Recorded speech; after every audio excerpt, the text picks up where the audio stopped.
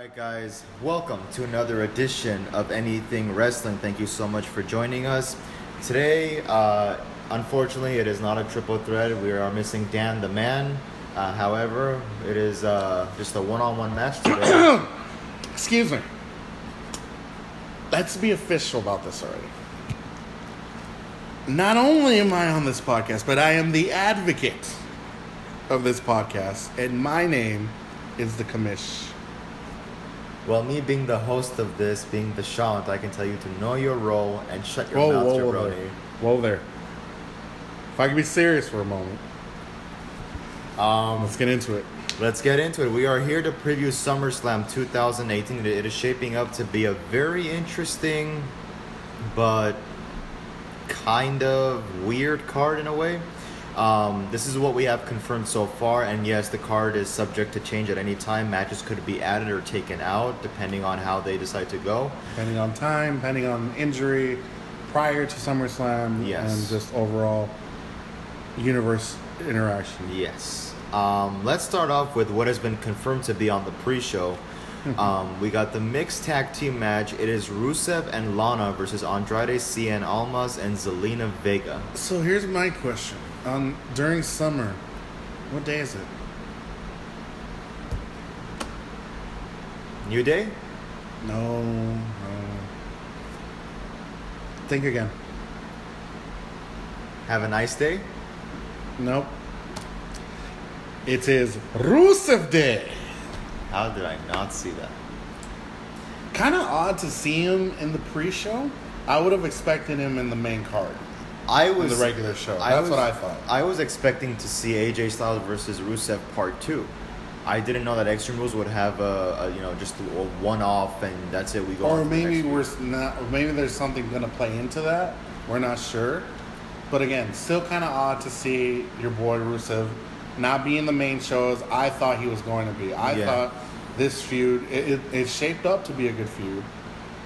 But of course, Samoa Joe's still in the mix. But we'll get to their match later. For pre-show, I find it like whatever for SummerSlam. But I mean, I want you to consider this. Andrade Cien Almas, I don't know if you've been recently been watching SmackDown, but he's been having great matches. I mean, the guy had a 5-star match in NXT. He had a great match with AJ Styles on SmackDown. So the guy could carry his own. He can. No, definitely. He knows how to wrestle. He's been a good athlete these last few months. I'm not saying the guy isn't talented. I'm just saying, like, for the opponent he's getting, it should be in the main regular event, not something to preview. That's all I'm saying. Maybe you could have had the Cruiserweight Championship in the pre-show, but this mixed tag match, I'm still on the fence of wondering why it's our pre-show starter. And who do you see walking out with the W? I picked Rusev and Lana to go for this because honestly, the man is on fire right now. We get to see his beautiful wife wrestle as well. Maybe she'll come out on top as well. Like as far as like wrestling better, like she's gotten better. I think I'm gonna agree with you. Rusev and Lana. Rusev has been, kind of losing the last couple of weeks, but it's been within good context. It's been within, a storyline perspective of Aiden English consistently interfering and costing him matches. So it's been understandable. But now we move on to the main card. First one I got here, and I think one that if this does go on first, which I don't think it will, it's gonna get everybody fired up. Daniel Bryan versus The Miz. An 8-year feud in the making. Classic feud. I think these guys are gonna steal the show. It's kind of weird to put this as the beginning because honestly... Well, I don't know if it is. I'm just... No, I know. I understand. But like from what we saw in WWE's kind of non-official list, because eventually they'll be making my list. What list is that? The list of 1,004 holds. Thanks to the... what was it? Where did we pawn this list off of? We found this in the Garden of the Shockmaster. Yeah, still don't know why we were there. But, okay, 8 years. The Miz has always been the self-proclaimed greatest, no matter what. He's always proven to step out of that shadow of his reality series world and life. But for some reason, he's always held this like grudge against Daniel Bryan, which I still to this day don't get why. Like it has me baffled. Well, if you ask the Miz, he's going to tell you it's the other way around. That he's moved on and he wants to just do his thing, but Daniel Bryan seems to be incessant on calling him the coward and whatnot. And I'll just tell you this, right now on SmackDown, I think this is the best feud going on. You know, you have segments where the Miz is, you know, he's bashing into Daniel Bryan, and Daniel Bryan, you know, counters with something. The whole, I don't know if you saw SmackDown this past Tuesday where Miz was doing a interview via satellite, and you know Daniel Bryan comes out, interferes, you know, starts punching the Miz, and then Miz gets a vase and just breaks it over Daniel Bryan's head. That's good stuff. That's exactly what you need. It is. It shows that a rivalry is there. It shows that like the Miz is not going to back down to him so easily, and that he has a point to prove. Yeah. Even if he's the one who's moved on. Right. So we see. But so now, who do you see winning this match? I'm going with with Daniel Bryan. I see him winning this just because maybe it's his time. You know, he's still coming back after what he thought a career was over. But he has a point to prove, not just for himself, but I think to the WWE Universe as well. I think that also his comeback was a little bit lackluster, and that's not his fault. No, it's not. It was unexpected, even for him. It was unexpected. Just the feud that he went on to have after Mania was just stale. It wasn't there. They didn't really shop it out. Yeah, and with the reunion of Team Hell No was cut short because Kane got injured. So, not just injured, but apparently he's mayor now of Knoxville, Tennessee. Yes, burning out all the problems one by one. Congratulations, Glenn Jacobs. Yes, congratulations. It would be so weird. I think about this all the time. In 2003, when Kane was on that monster run where he was burning JR and he was just chokeslamming people off the stage, if you told me in 2018 he's going to be mayor and unmasked with grown hair, hugging his wife, I would go, huh? What? Exactly, a Steve Austin moment. What? I would have been the same. I would have thought, okay, you're pitching, somewhere else right now. You're pitching the greatest pitch ever that no one would believe, and I would put $100 million on that. And guess what? I'd be $100 million in debt right now. Yep.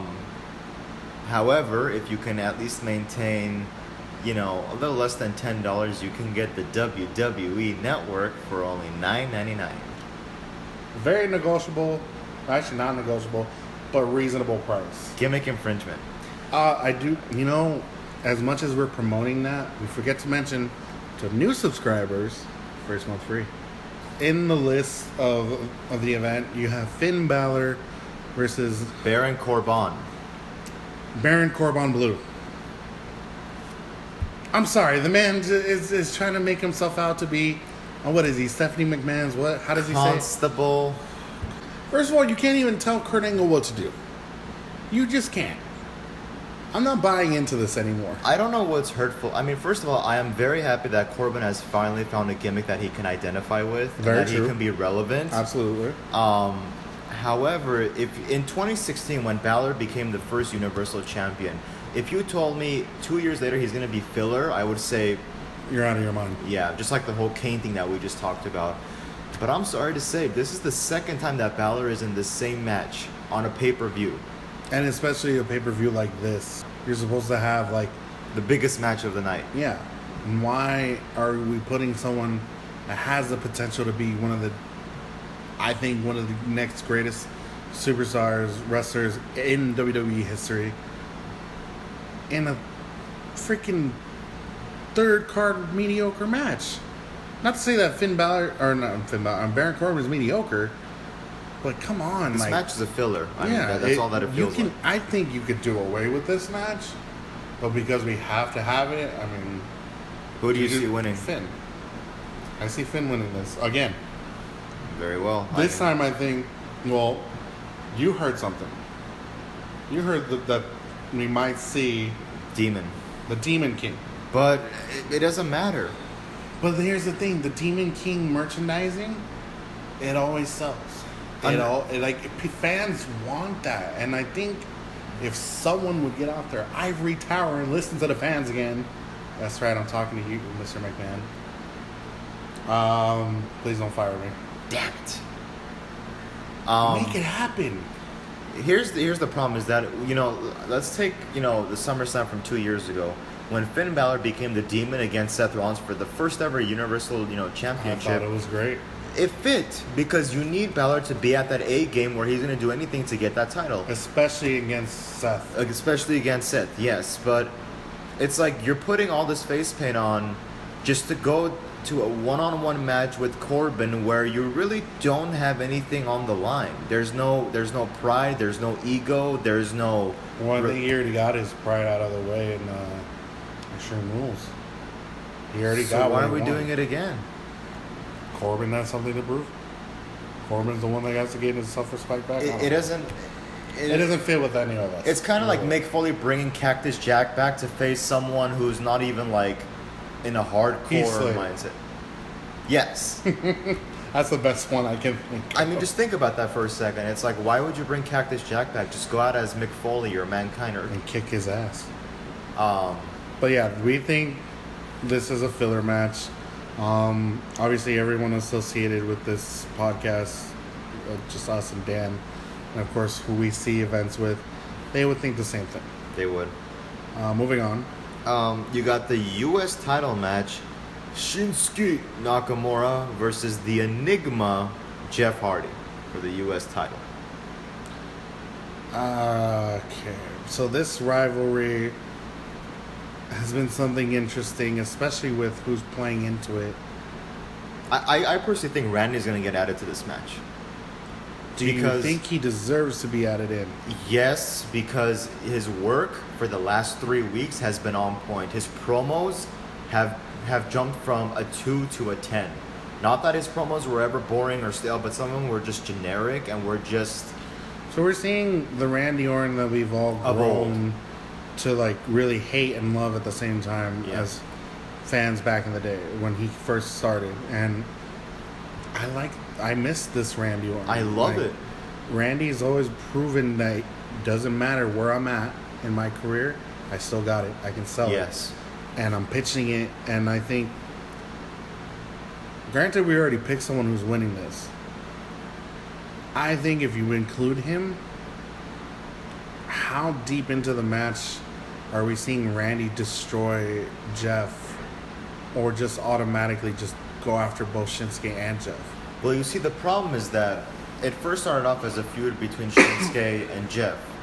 But then Randy Orton comes to the equation. Now it's Randy and Jeff, and Shinsuke is just kind of in the outskirts, and for God's sakes, he's the champion. So you have two guys going down each other's throats, and you have the champion in the outskirts just kind of, okay, you guys do your thing, I'll be over here. Almost losing the hard truth, by the way. I think that how you can kind of win this one is have Shinsuke retain the title and just let Jeff and Randy go into business for themselves. Have Shinsuke go to something else because this is not working. Because Randy, especially coming back as his full-blown heel, has attracted so much attention. But not on Shinsuke, on him and Jeff. So, you're picking Shinsuke to win. I'm picking Shinsuke to win. I'm picking Jeff to win. To put this to bed with Shinsuke. Not to say that Shinsuke hasn't been a good U.S. champion, but we can see better if Jeff was the U.S. champion. That gives Jeff his push like we've been meaning to see since he recently came back. And why not have a brand new feud with Randy Orton? Yeah. Randy making Jeff's life a living hell like he has for the last 3 weeks. Like, honestly, some of those promos, some of those like bits where it's like you really wonder if Randy hates Jeff Hardy that much. But I'm picking Jeff for this, just because I want to see what can develop out of like this rivalry all of a sudden. Well, we'll see where that goes. So, either way, my pick is Shinsuke, whether Randy is or is not added to the match, but we'll have to see. Then we have our Cruiserweight Championship match, Cedric Alexander going in as champion versus Drew Gulak. Again, this could have been moved to the pre-show. Not that these cruiserweights cannot deliver a match. We're not. Have we had the cruiserweight division really be promoted lately? No, but I have heard that under Triple H's regime that it's been doing a whole lot better. But that's the thing. Like, I get that, like, we don't adverse ourselves sometimes to the other shows like NXT and Live 205, which eventually we will cover on this podcast, but the cruiserweight division hasn't really garnered my attention for years now. I'm sorry. Yeah. Like, I love that cruiserweights step up and put themselves into runnings along with regular heavyweight champions. And that shows to me that anyone can be a champion. But when you got them just themselves, like, I'm not giving non-credit to these two. I'm just saying, like, if you want to make the cruiserweight division relevant again, really promote it on Raw or SmackDown. I get it that you can watch this on the WWE Network for only $9.99. Very reasonable. Not Very negotiable, but reasonable. But I'm saying, like, you can get this division back to being good. Well, there was a brief stint where the cruiserweights did have a segment on Raw, but as of about a year now, that's been completely gone. Yeah, and that's what kind of sucks about all this. It's like, it's a gimmick. Moving on. Do you want to call this? Do we care?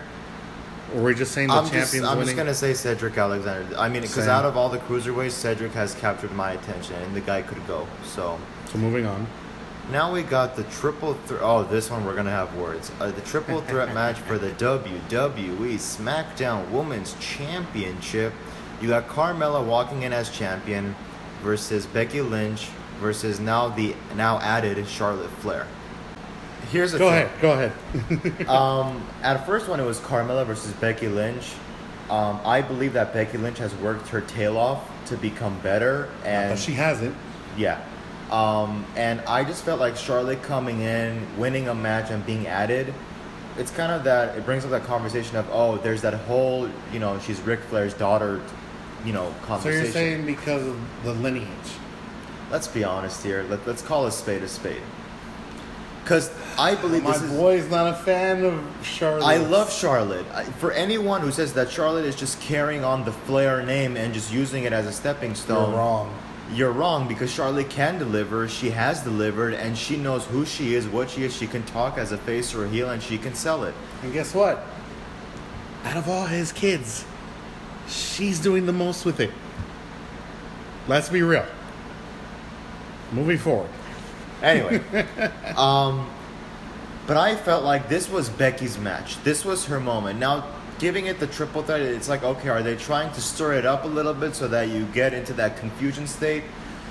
I feel like Becky Lynch needs to win this match and she needs to be champion, because she's one of those people where it's like, you're not just asking for them to push her. You see that she's working her butt off. She's trying to get better. Which is good. And she's over as hell. She's not, I told you before we went on the air, she's not just a face, she's like a baby face. She still has her heelish ways about her, but still, it's like, it's kind of like you're seeing, I don't want to say Stone Cold, but you're getting to that point where a heel is finally becoming what everyone wants her to be, and they're liking it. They're wanting this. They're wanting to see the outcome of this. And personally, I get it. If it was just a one-on-one match, your girl would have won. Yeah. Hands down. You're throwing in Charlotte to this equation. I think Charlotte's going to cause an upset, which is going to cause a new rivalry. Because you have someone that can question the lineage of the Flair dynasty, of the Flair name, and someone as strong as Becky Lynch. That's what I think. And they're really close friends, so that just... It adds to that dimension. That. Yeah, I get that, but I don't know if this is one of those deals where it's like, are they saving it for WrestleMania? Are they waiting for Becky to be on a much more bigger platform to give her the belt? I don't know. I don't think so. I just, sometimes you see these women wrestlers and you know who's earned it. You know who, you want to get to that phase of, being champion. I mean, we'll have to see what happens, but... Who'd you pick? I picked Becky Lynch to win, But I picked Charlotte. I feel Or like we could all say the upset. Carmella. I mean, our third scenario is Carmella winning the match, and then Charlotte and Becky have their own feud that they go into. Anyway, moving forward, and this one, I want to talk about this for a second. All right. So it's the Intercontinental Championship. Dolph Ziggy Zag Ziggler versus my boy Seth Rollins. Two men who have held this title. Obviously, Dolph holding it currently. Seth had it for a good run, and I personally think he made that title relevant again. Yep. You have it. What is this? What is this considered? Match number 6? Yeah. It's at the right point of the pay-per-view. You have something that it's like, okay, we've had some decent matches, good matches, leading into something big now. I think this is going to be one of your standout matches that is going to be way better than Extreme Rules. Because there's no clock. Oh my God. I'm still mad about that. Oh, so am I. I'm calling it right now. Seth is my boy. By the same token, Ziggler has been my boy for a lot of years now. But I called it at the last pay-per-view, but I'm calling it now. I see Dean Ambrose coming back, turning heel, and now you have the Seth and the Dean feud. And Ziggler goes on to something else. Something that's been brewing for a while now. And we've actually been wanting to see. Because we've seen it before, but the face and the heel dynamic has been switched. I mean, does Dean sell himself very well as a heel? I see it. He has some tactics. You see Seth this time being in a role reversal where he's the face. Yes. Absolutely. Big time. And then this will prove in the storyline, who really is the better of the two. Granted that they're both great talents. I want to see that happen too. Even though we picked Dolph to win this? We picked Dolph, yes. He keeps his title, but we get to see a brand new rivalry. I think this year, SummerSlam, even though some of the card is very questionable, a lot of things are going to change for both divisions. Yes. And you're going to see a lot of new stories come about with this. So moving on to the Money in the Bank challenge. Braun Strowman versus KO Kevin Owens. So it's not that they're fighting each other for the Money in the Bank. The actual Money in the Bank contract's on the line. Something we haven't seen. This feud has gone on long enough, personally. And I'm not buying into it anymore. I think that with Braun Strowman, the ball has been dropped just a little bit. Like I've said before. With Kevin Owens, I don't even know anymore. I'm just hoping that Braun retains the Money in the Bank briefcase because, let's face it, we all want to see Braun as champion. He's won us over with all the backstage stuff that he's done and just his intensity, and for a fact that the guy is a gentleman in real life, so very deserving of it. Not that Kevin Owens is not, but Kevin Owens has had his moment. Not that Kevin Owens will never get his moment again. It's just Braun is ready for the push. Right now is a time for Braun. Yeah, come on, to have a monster hold the prestigious title, why not? Granted, whether he cashes it in that night, I'd rather see Braun literally kick Kevin Owens' ass one more time. This time, get the W, and then later in the night we see we see Destiny, or maybe another night. You never know. But I would love to see Braun Strowman as a champion. Well, you and I will get to why I feel like it should be on another night, but our pick is both unanimous for Braun Strowman. For Braun Strowman. Next match, we got the WWE SmackDown Tag Team Championship match. In a tag team match, we got the Bludgeon Brothers, who are walking in as champion, versus the New Day. The Bludgeon Brothers, not that they can't be good. I just feel like since winning the titles at Mania, they really haven't done much with it. Anything that has been done has been completely irrelevant and just forgotten about. I just think, I get the dynamic between Luke Harper and Eric Rowan. Yeah, it's a good dynamic. They're pulling it off. Luke Harper's in better shape than he was years ago. they're not really selling us on being like a tag team anymore. Like not that they're gonna break up, but like, you know, when you have tag champions, you stand out. You're telling other teams like we're the best. Like Usos, New Day. Exactly. Like you boast, and usually the tag titles are the best championship to boast about. Yeah. Because eventually, whether you stay a team or not, you get a push. Obviously, we've seen the New Day and what they've done with the tag championship over the last few years now. Whether they've had it, dropped it, regained it, whatever. The recently last match that they had, they started to show a more aggressive push for, like, we want it back. This is what defines us as a group. We deserve those belts, not anybody else. And I think they've earned it this time. Granted, at Extreme Rules, that their opening tag match was lackluster as hell. Well, but see, well worth the opening show. last time, Dan and I were kind of going back and forth with this, where I said, being on the pre-show, while a lot of people would say, I'm happy to be there, you kind of lose a little bit of your prestige. Because you're not on the main card, you're somewhere where you're basically filling up for the first hour or so right before the pay-per-view. And chances are you can't go, you know, for a long time, so you got to cut down and you have to limit yourself on what you can and cannot do. And the New Day, I mean, damn, these guys have had it for years now. They have that element of, hey, we can give you a show-stealing match, whether it's on a SmackDown or a pay-per-view or whatever it's been. So I think that it was just the first time in a while where we saw that magic of, you know what, these guys are going 20, 25 minutes and they're giving us one hell of a match. Something we haven't seen in a while. In a while, exactly. So who do you see walking out? I think there will be a title change. And I think it'll come with dominance this time by the New Day. And it seems they figured out their opponents.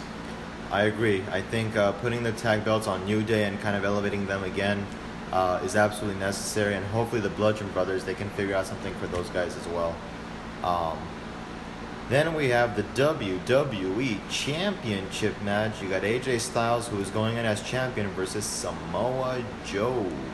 Let's turn time back a little bit. Before Roman got a push? Way before that. AJ Styles, the phenomenal one. The one man who I think has been on all promotions except ECW, That's fair. but has done it all around the world. Greatest technical wrestler. Yes. Possibly the greatest athlete in wrestling history. It's up there. Versus a beast. Not Brock Lesnar. A tactical submission machine who's not afraid of anyone, not even Brock Lesnar. Yeah. Someone who also has traveled around the world to different promotions and proven he can be a champion. I've said this, I don't think to you, but to people that I've talked to that are fans, I've always wanted to see Samoa Joe in the WWE way early in his career. And thank God it happened where it didn't happen like Sting. He's in the WWE now. He's going up, like I said, against one of the greatest wrestlers of our current era. I think it's the right match. I think it's going to be a 5-star match. You're going to see the best of both of these guys. But I don't know how to swing it, of where you put the championship. Do you let AJ keep it? Do we finally get a new champion? You know, it can go many ways. I personally see AJ retaining. I don't know if they're going to do a one-off of this as well. I mean, with Rusev, I was convinced. not. I was convinced that, hey, they're gonna do, you know, a 2-deal, a 3-deal. Or do we see this? In the middle of the match, where Samoa Joe thinks he has it won, it's all right there, a pinfall away from victory.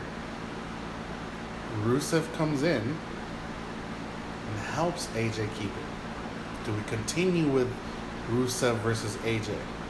Just so Rusev can prove again to AJ, you had to do everything in your bag of tricks to beat me. And he did. I only had a minor leg injury, and I was one tap out away from being a champion again. I would like to see that happen. I don't think Rusev's out of the card yet, or out of the title talk yet. I hope not, because his gimmick is over. He's over. You got people on Raw who are chanting Rusev Day, even though Rusev's on SmackDown. I think this match will be everything that we expect it to be. You got a powerhouse like Samoa Joe. You got a high flyer like AJ Styles. And AJ, what I love is that every single match is going to be different. It's not going to be linear. It's not going to be the same old thing. He has gone on record of saying, I try to, every time if you watch my matches, I try to end it in a different way. It's not always phenomenal forearm 1, 2, 3. If you want to see that, you can just watch a John Cena or Roman Reigns match and you'll see it. But with AJ, every time it's different. He finds different ways to beat his opponents. And he brings out the best in every opponent he's ever had. Yep. And if you're not sure of that, where can you find AJ Styles matches? You can find it on the WWE Network for a non-negotiable but reasonable price of only $9.99. So we've both. Who do you pick? I'm picking AJ. Same here. Moving on. You got the WWE Raw Women's Championship. You got my girl, Alexa Bliss, walking in as champion. Probably walking out too. Versus Ronda Rousey. I'm sorry, who? Ronda Rousey. Come on, you have to tell it for the fans. Rowdy, Ronda Rousey. I wish I had her theme song queued up. No. Don't play the theme song. They have a better catalog, by the way. That voice. Anyways, I'm over this. I'm over this feud. Okay. I really am. Here's the thing. Hold on. Before you start getting into it, let me ask you this. He's getting after Can Alexa have other opponents already? For the love of God. I'll tell you what. When Brock Lesnar can find other opponents, so will Alexa Bliss.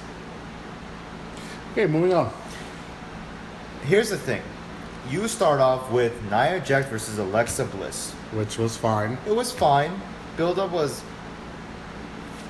It wasn't there. great. You can't see his face, but it was whatever. The match at WrestleMania was awesome. I loved it. I loved Nia winning. She got a really big pop. And then from there, Nia goes from 1 week... She becomes the Big Show of the women's division. Well, 1 week she's good. 1 week she's bad. Then she's the big slow. 1 week she's in the center. I'm kidding. I love Nia. I love Nia Jax. And then all of a sudden Ronda Rousey comes in and okay, so we're gonna give her a title match.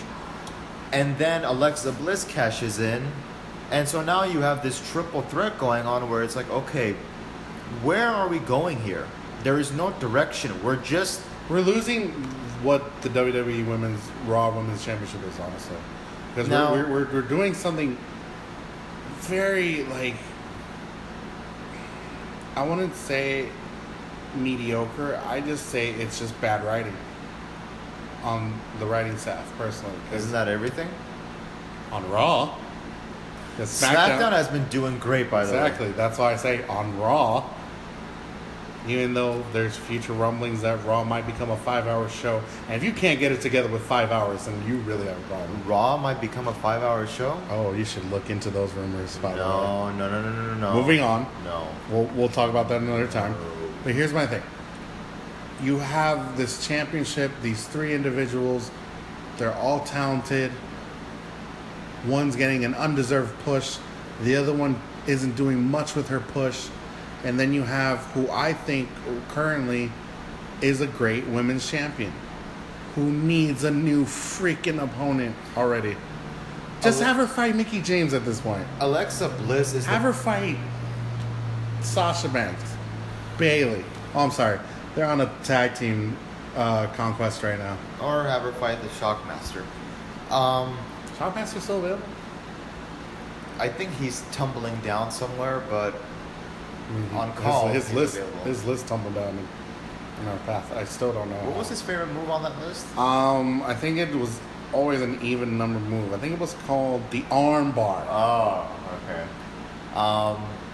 Speaking of arm bars, Ronda, I don't care for this match. Here's the thing, is that Alexa Bliss, I don't see her having any blame in this, because if you give Alexa Bliss a mic and say, here's your instructions, go out there and sell it, she can do it. She can be manipulative, she can talk, she can get the crowd to turn. She saw Ice Cubes to an Eskimo. She can, and she can make it sound convincing, and the best part is that she's a sweetheart in real life. So I personally, I want and I think that Alexa Bliss is gonna, walk away with the championship. I picked her to win. I'm tired. I'm sorry. I get it. You're introducing new talent with Ronda, but really, you need to develop her more. Because everyone says, oh, Alexa Bliss, it's only because of her looks that she is where she is. No, it's because she can be a full-blown heel. In 2018, if you can be a full-blown heel and sell it to people, then you're doing something. We, of course, are talking about the WWE Universal Championship, where you have Brock Lesnar, who is walking in as champion. With his current advocate, which is still kind of shaky. It's kind of on the fence. Paul Heyman. Versus... Scooby-Doo. That would be a better match. Skibidi-Papa. Roman Reigns. Who? I'm not saying it. That guy. That guy. I'm literally at a point, and I told you this. I am tired. Let's just put the belt on Roman Reigns. And oh yes, this is why I don't want Braun Strowman cashing in, because whether Lesnar wins or whether if, Roman wins, Braun is going to cash in. Then we're going to have the whole storyline of, oh, Braun's champion now? Okay, that's going to be Roman's new road to championship glory. Is go and try to get the belt from Braun and destroy his push. Just give Roman the belt, end the night, and we can all go home. And not worry about seeing Brock versus... And we know where Brock is going to go this time. We know he's leaving. Or at least we assume he's leaving to go back to UFC. We think, because honestly, we thought he was going to quit after WrestleMania. They played that trick a dozen times over the last year, so... Yeah, and I'm tired of it. Like, let's actually make it happen this time. See, the problem... Just give Roman the damn belt. So it's literally at a point where you're like, just do it, just get it over with. And now the rumblings that everyone's talking about is Paul Heyman turning on Brock. And which isn't the first time. No, let's be real. Is it the first time Paul does but this? do you think that's going to help Roman? No. I have never in my whole life can imagine Roman being a Paul Heyman guy. He doesn't fit the mold. He doesn't fit the mold of being anti-establishment. He doesn't fit the mold of being the guy who does whatever he wants, whenever he wants. Guys like Punk, guys like Brock, guys like... Who else fits that mold of being a Paul Heyman guy? I think Seth would be a great Paul Heyman. Exactly. Guys like that can make that believable.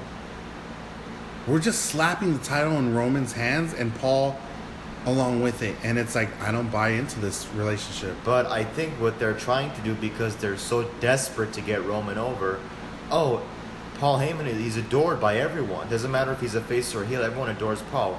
So what if Paul helps Roman win the title? Then everyone cheers for Roman. It's like, no. Because you tried that with The Rock and it didn't happen. You know what I mean? Yeah, granted that you're getting like Roman's getting a push right now. You don't say. For the umpteenth time. But like even fans at one point were cheering for him during Paul and Brock's like little segment. Okay, who started that chant? See, they chant that. It's not me. They chant that, and then Vince McMahon goes, "Oh, see, they do want Roman." No, Vince, no, God, no. I do not care for Roman Reigns anymore. I don't. I haven't cared for him in the last few years. I extremely didn't care for him when he made The Undertaker's 1 turn into a 2. I will never let that one go. Ever. But again, we will talk about this in an upcoming episode about the man himself.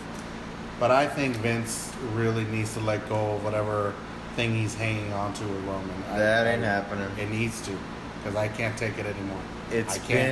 I'm sick of Roman Reigns. It's been 3 years. And I'm sick of him and already. They have not let up. He's not John Cena. Well, he's John Cena 2.0. Oh. All right, who do you pick for walking out? Just give it to Roman. Let's just get it over with. I'm literally at that point. Let's just make the title vacant. Let's have everyone earn it. You want me to play devil's advocate? Fine. There's some way in the match that they both lose. And the championship, because of Brock leaving, it's up in the air now. The Universal title's back in the air. No one gets it. Now everyone that's been deserving of that championship, Finn, Seth, Dean, whatever main Raw talent you have on Raw, can go into a tournament.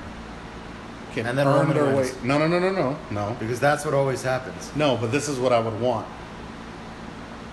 Let's push Roman all the way to the semifinal, not the final match to get the belt. Semifinals, and he loses.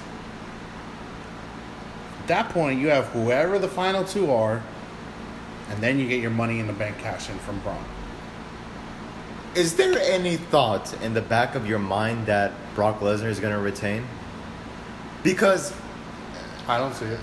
Because for a year, from that day when Roman defeated Taker all the way to WrestleMania 34, everyone said that's it. This is what they're building towards. This is why Lesnar retained all those times, because it could be Roman versus Lesnar, and Roman's going to win. Sure. No ifs, ands, or buts. Sure. After 30 F5s and a lot of blood, Roman loses. Oh, God.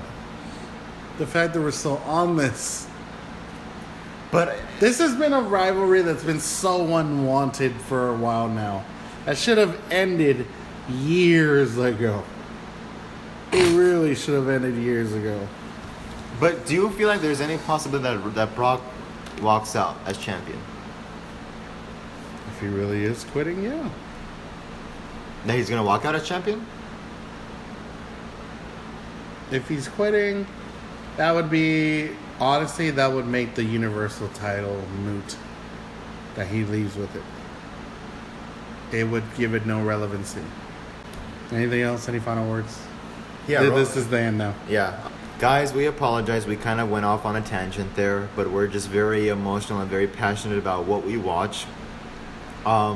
So once again, guys, if you enjoyed this episode, we have about a dozen other videos that we did episodes for where we discuss various different topics about wrestling.